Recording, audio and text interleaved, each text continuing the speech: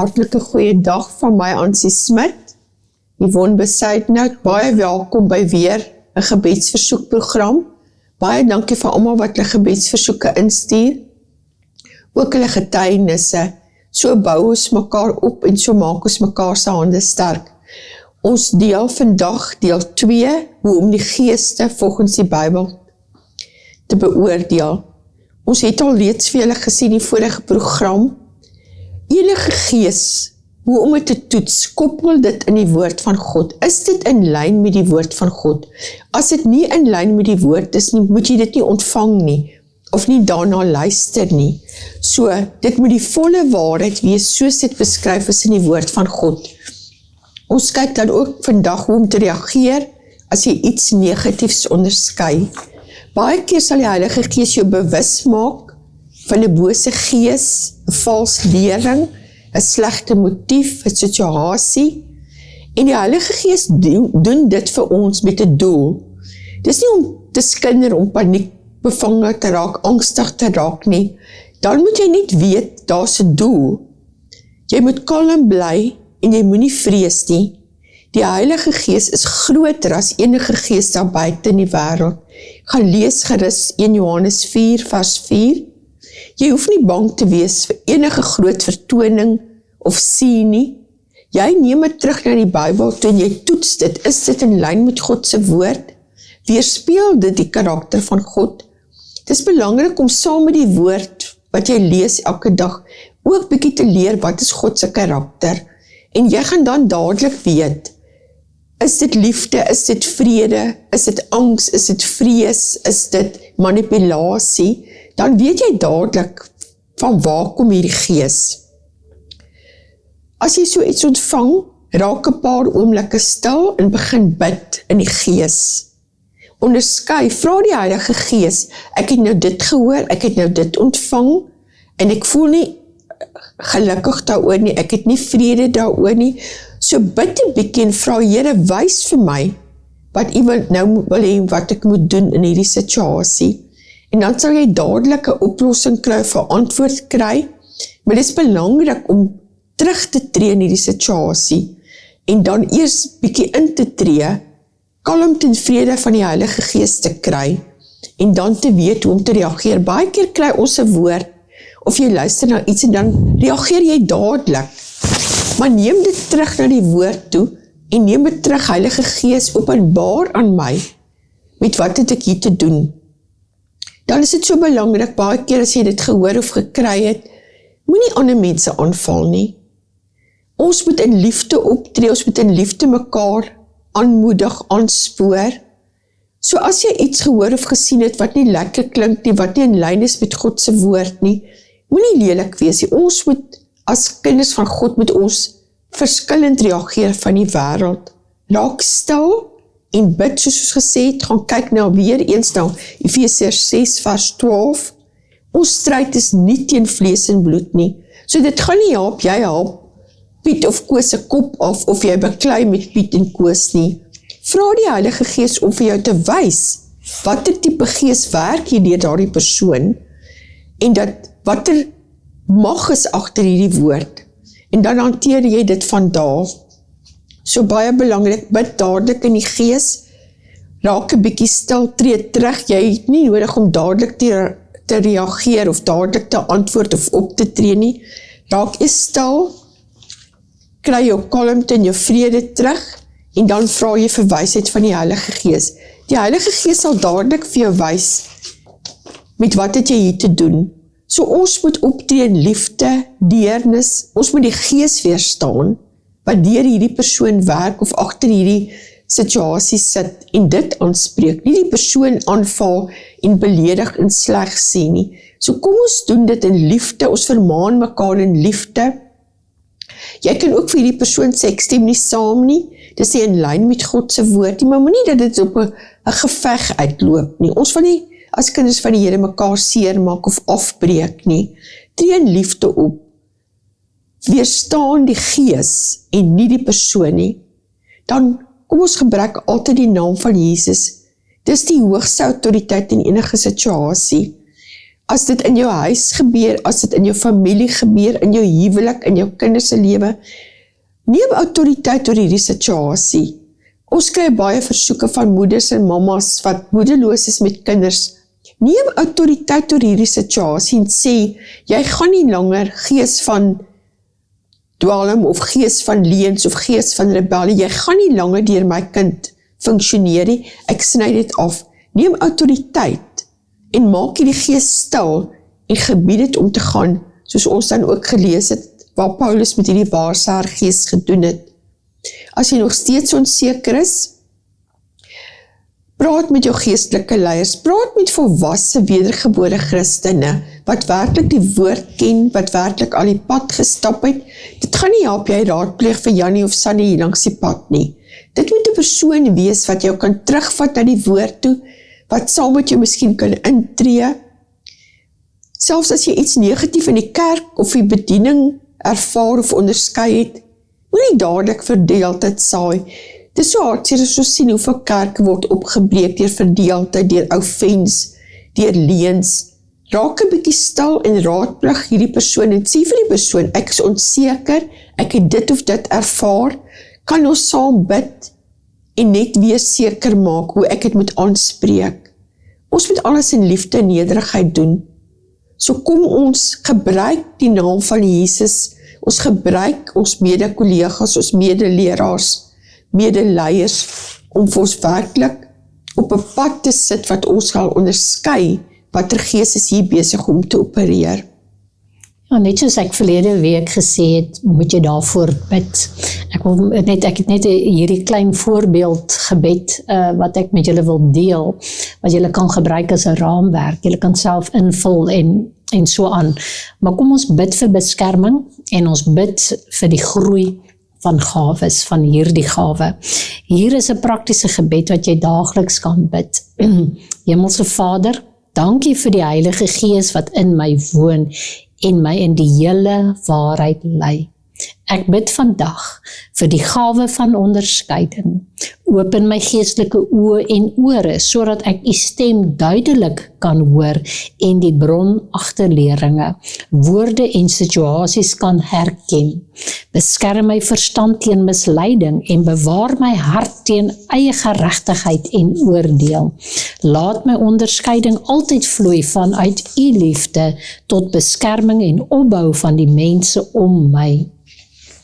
Ek stel my gees beskikbaar vir u in die naam van Jesus. Amen. So dit is net 'n basiese, maar bid dit elke dag. Moenie dink, ja, jy kan dit seker een keer in 'n leeftyd ook bid, maar ek bid dit daagliks, want ons het elke dag nodig dat die Here ons toerus vir daardie dag. Jy kan nie op gister se goed leef nie, jy kan nie op môre het nog nie gebeur nie. So bid dat die Here jou vandag toerus met wysheid. Laat die Here jou vandag toerus met die gawe van onderskeiding. Elke dag het ons dit nodig. Kom ons kyk bietjie na Bybelse riglyne om geestelike manipulasie raak te sien. Baie keer sê mense, ek het nie eens agtergekom ek was gemanipuleer nie. Of baie mense sê hierdie persoon het 'n manipulerende gees. So kom ons leer hoe om hierdie dinge raak te sien. Geestelike manipulasie gebeur wanneer iemand God, die Bybel of 'n geestelike posisie gebruik om mag, beheer of persoonlike gewin oor ander te verkry. Die Bybel wys ons hoe om dit te herken. Dit gebruik skuldgevoelens en vrees. Lees gerus Jesegiel 34 vers 4. Die gevaar daarvan is, die manipuleerder regeer met hardvochtigheid en geweld in plaas van liefde. Hulle sê dikwels, as jy nie hierdie reëls nakom nie, sal God jou straf. Kom ons kyk bietjie na die Bybelse waarheid. God se gees oortuig van sonde om herstel te bring. Maar hy gebruik nie vrees en manipulasie om mense te beheer nie. Lees gerus 2 Timoteus 1 vers 7 daar rondom. Ja, soos Yvonne nou gesê het, ons kry dit oral. Dit is so hartseer as jy sien iemand staan op 'n kansel of iemand sê 'n woord en sê, as jy nou 'n X-bedrag saai, sal jy voor vanaand dit en dit kry. Ons sê nie dit is verkeerd nie, maar moenie manipulasie skuldgevoelens, ek is jammer vir myself, gebruik om ander mense te beheer nie. Ons moet dit verbied en ons moet ook kyk na die toetsing. As jy gaan lees Handelinge 17:11, 'n manipulerende leier of leerling sal sê, jy mag nie dit bevraagteken nie, want ek is God se gesalfde. Hulle isoleer hulle gewoonlik van die standpunte af. Maar gaan terug dan na die woord toe en kyk wat die woord vir jou sê. Ware geestelike leierskap verwelkom toetsing. Ons almal kan foute maak, al is jy ook 'n geleerde persoon, kan jy 'n fout maak en jy kan ook in jou eie vlees en jou eie wysheid optree.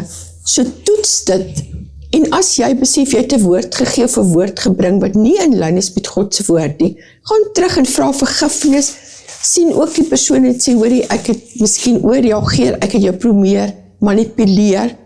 So kyk 'n bietjie weer eens na hierdie Handelinge 17:11.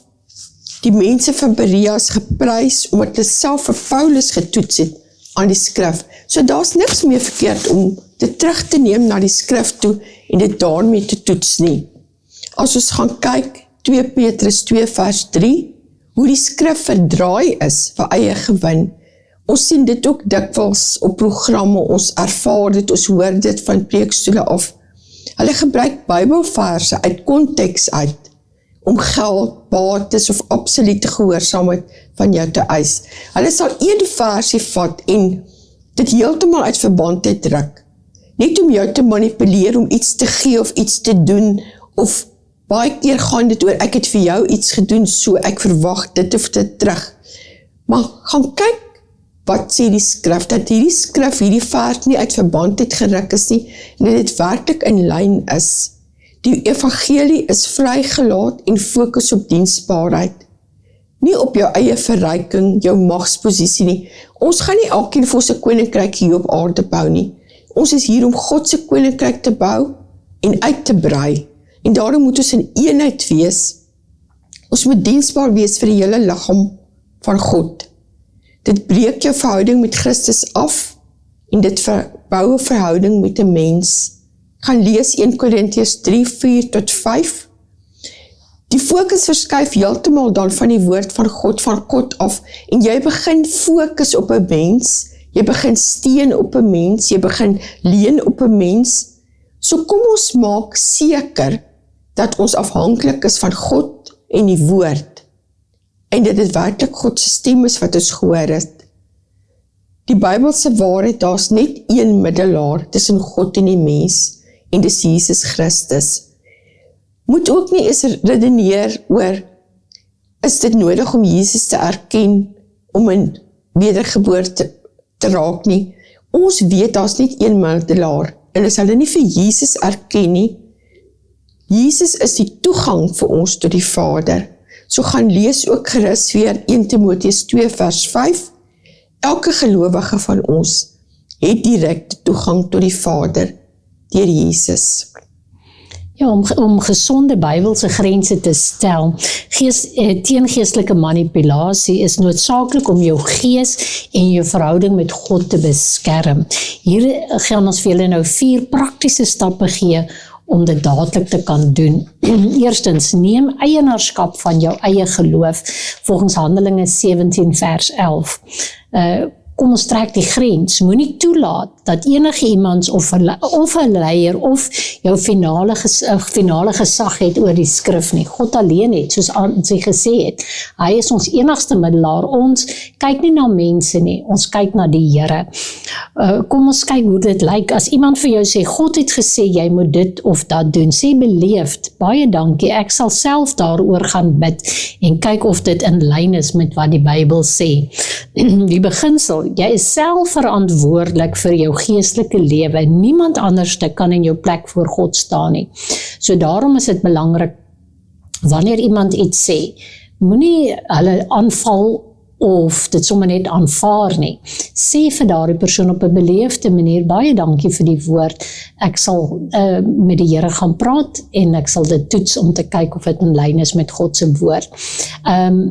Baie keer kry jy mense wat vir jou dinge sê, of verwag jy moet vir hulle dinge doen.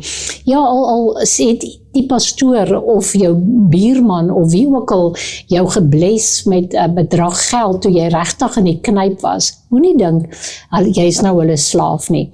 Want die Here het dit op hulle hart gelê om dit vir jou te gee, nie as mens nie. Ja, die Here het hulle gebruik as 'n instrument waardeur hy gewerk het om jou te bless, maar moenie nou op hulle fokus en jou fokus van God afskuif nie. Ons moet duidelik leer om daardie onderskeid te kan tref.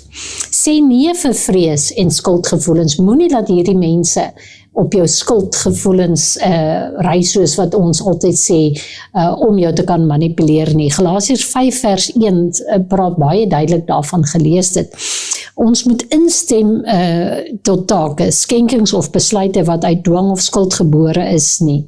Ons moenie instem daarteen nie.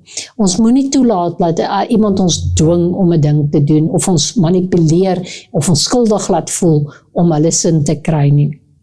As jy gedruk voel om iets te doen onder die dekmantel van 'n geestelike gehoorsaamheid, sê, ek voel tans nie tevrede hieroor nie, en ek gaan nie 'n besluit neem uit vrees of druk nie. Want die Here gaan nie vir jou 'n opdrag gee deur iemand anders as hy nie self met jou daaroor gepraat het nie. Die Here sal iets op jou hart lê as hy wil hê jy moet dit doen, en as 'n persoon jou daar nader en dis God se wil, sal jy sommer dadelik vrede daaroor kry.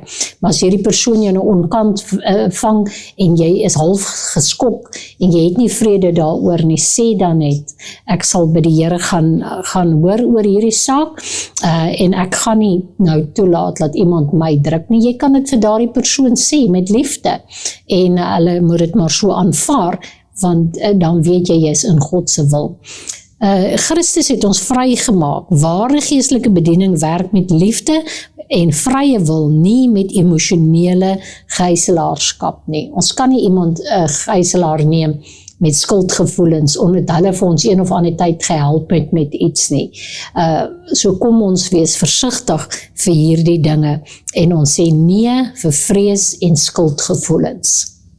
Ja, as ons daarby kan byvoeg by hierdie skuldgevoelens, baie keer is jy skaam oor iets wat jy gedoen het, en hierdie persoon weet daarvan, so dan kan hy maklik vir jou manipuleer. Maar dis in hierdie tye, soos Yvonne gesê het, wat ons moet leer om nie op 'n mens te vertrou of te steun nie. Ons kry so baie telefoonoproepe van mensies wat sê, ek kort dit of dit. Later vertrou daardie persoon glad nie meer op die Here nie. Hy bel vir Piet, hy bel vir Koos, hy bel vir Klaas elke keer. Maar ons moet leer om werklik op God te vertrou en nie op mense nie.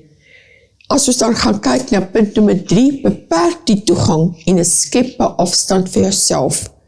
Romeine 6:17, soos Yvonne gesê het, die grens, trek 'n grens vir jouself ook en sê, ek verwyder my nou eers uit hierdie omgewing, hierdie geselskap, hierdie gesprek. Ek gaan nou eers stil raak en self by die Here hoor wat ek moet doen of wat ek nie moet doen nie. So selfs nadat jy 'n telefoonoproep gekry het, of 'n vergadering wat jy bywoon, en jy moet jouself begin verduidelik, en jy kom agter daardie persoon respekteer nie hierdie grense nie, moet jy sê, ek gaan nie verder oor hierdie situasie praat nie, ek gaan nou eers onttrek. Sê vir die persoon, ek is nie tevrede of ek is bietjie ongelukkig oor hierdie gesprek, hierdie situasie. Ek gaan terugtrek, ek gaan self my eers uitsorteer voor die Here. Ek gaan met die Here oor hierdie situasie praat, en dan kan ons weer daar praat, maar moenie betrokke raak in hierdie situasie nie. Die beginsel weer eens, die Bybel vermaan ons om weg te draai van mense wat verdeeldheid, struikelblokke veroorsaak, wat strydig is met die ware leer. Baie mense hoor 'n storie en hulle hardop met daai storie, en so saai hulle verdeeldheid, of hulle verdraai die woord wat hulle gehoor het. En dit is so belangrik dat ons in hierdie tyd nie moet verdeeldheid saai nie. Trek terug, sorteer jouself uit, kom in lyn met die woord. Wat sê die woord van God hoe moet ek dit hanteer? Dan ook, soek objektiewe eksterne ondersteuning. Gaan lees gerus Spreuke 11:14. Die grens moenie toelaat dat enige persoon jou manipuleer, selfs die vriende, familie nie. Bly eers buite daai groep. Baie keer kry mens kinders wat hulle ouers manipuleer, omgekeerd ouers wat hulle kinders manipuleer deur iets te kry, iets vir hulle te doen. Maar ons weet, manipulasie kom nie van God nie. So daarom moet ons 'n grens trek en ons moet sê, dit is my grens, ek gaan nie nou verder nie, ek gaan eers teruggaan op my knieë, teruggaan na die woord van God. Hoe lyk hierdie ondersteuning van ons? Dis hoekom dit belangrik is om in 'n kerk te behoort, dat jy werklik ondersteuning het van jou medeboeties en sissies. Dis volwasse, geankerde Christene, waar jy raad vra in hierdie tyd. Iemand wat jy kan sê, maar bid saam met my oor hierdie situasie, hoe klink dit vir jou, wat ervaar jy? So wees gekoppel aan ander Christene, aan ander wedergebore. Jy is nie 'n eiland wat op jou eie kan funksioneer nie. Dis hoekom die liggaam van God daar is. Ons is hand en voet en oë, ons moet saamwerk, ons moet in eenheid werk, om hierdie situasies te kan uitsorteer, en om ook die nodige ondersteuning te kry. As ons gaan kyk, manipulasie floreer altyd in die geheim. Hulle sal baie dikwels vir jou sê, moenie daaroor praat nie, of moenie sê, ek het dit vir jou gesê nie, maar dan is dit nog steeds belangrik, dat jy 'n raad moet volg van 'n onafhanklike raadgewer, 'n wedergebore Christenkind, kind van God wat ervaring het, en al hierdie pad geloop het, om jou te ondersteun in sulke tye. Kom ons kyk net vinnig gou na 'n paar skrifgedeeltes om jou te help teen manipulasie. Manipuleerders probeer dikwels om jou minderwaardig, skuldig of onafhanklik van hulle te laat voel. So daarom is dit belangrik om hierdie volgende versies bietjie te memoriseer en om jou gedagte te beskerm. Galasiërs 5:1 sê, Christus het ons vrygemaak om werklik vry te wees. Staan dan vas en moenie julle weer eens onder 'n juk van slawerny indwing nie. 2 Timoteus 1:7 sê, want God het ons nie 'n gees van vreesagtigheid gegee nie, maar van krag en liefde en selfbeheersing. 1 Korintiërs 6:20, jy behoort net aan God. Julle is teen 'n prys gekoop, verheerlik God dan met julle liggaam. Geen mens besit julle nie. Romeine 8:1, geen veroordeling dan nie. Daar is dan nou geen veroordelinge vir die wat in Christus Jesus is nie. So, volgende week, as dit op die Here se wil is, sal ons net bietjie hierdie weer 'n bietjie net opsom, om vir julle 'n paar dingetjies net weer uit te staan, sodat julle dit kan gebruik as 'n maatstaf waarteen julle kan werk, om julleself te beskerm teen hierdie manipulasie. Ansie, hierdie week se versoeke? Ja, ons het 'n versoek gekry van 'n anoniem, wat aan dwalms verslaaf is, ook anoniem 'n gesondheidsprobleem, dan ook van 'n seun wat in 'n gevangenis is, dan nog steeds anoniem vir pyne, siektetoestande, genesings. So kom ons steek werklik in hierdie tyd vir mekaar, maar ook soos Yvonne gesê, dat ons werklik die onderskeidingsvermoë sal hê om te onderskei tussen God se gees en die ander geeste. Vader, baie dankie vir die voorreg wat ons het om net weer vanoggend hande te vat en te kan intree vir mekaar. Ons bid vir die persoon, die Here, wat verslaaf is, en ons kom breek vanoggend daai verslawing in die naam van Jesus. Vader, dat hy sy afhanklikheid by U sal soek en by U sal vind. Dat U vir hom sal help om vry te kom en los te kom van hierdie dwelmmisbruik. My Vader, dat U ook vir hom sal wys wat die oorsprong, wat die wortels is van hierdie verslawing. Ons kom tree ook in vanoggend vir hulle wat gesondheidsprobleme het, hulle wat siek is, hulle wat in hospitale is, hulle wat pyn het, verkoues en griepsimptome. Ons bind en bestraf dit. Ons weet dat siekte nie van God kom nie, daarom wyl ons om dit te aanvaar. En ons pleit die bloed van Jesus vanoggend oor ons elkeen, en ook die persone daar buite, dat hulle genesing sal vind, nie net in hulle liggaam nie, maar ook in hulle gees en hulle siel. Here, ons bid vir vertroosting, en dan bid ons ook nog steeds vir werk van die anonieme persone. Dankie my Vader, dat ons vanoggend kan bely. Die Here is ons herder, en ons kom niks kort nie. Dankie dat ons vir mekaar kan intree, en dankie dat ons alles kan vra, in die wonderlike naam van Jesus.